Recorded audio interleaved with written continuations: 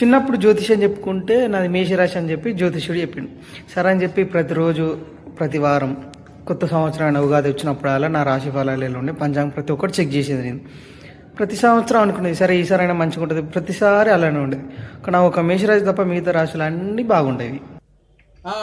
సరే ఈ సంవత్సరం అయినా బాగుంటుందని ఒక కొత్త జ్యోతిష్యం దగ్గర పోయినా. ఆయన నాది కర్కట రాశి అని చెప్పిండు.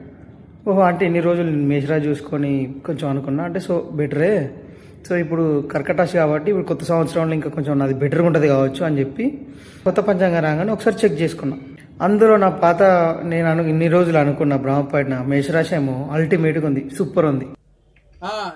మన ఇప్పుడు కర్కట రాశి కదా మనది, మేషరాశి గురించి మనకెందుకు అని చెప్పి కర్కట రాశి కూడా చెక్ చేసుకున్నాక తెలిసింది ఏంది, ఇన్ని సంవత్సరాలు మేషరాశి ఎంత దరిద్రంగా ఉందో దానికంటే ఎక్కువ దరిద్రంగా ఈసారి కర్కట రాశి ఉంది. మిగతా రాశులు మళ్ళీ బాగానే ఉన్నాయి, కర్కట రాశికి మళ్ళీ ఈసారి ఏమైందో మరి మన ఫేట్ అట్లా ఉన్నదేమో మరి.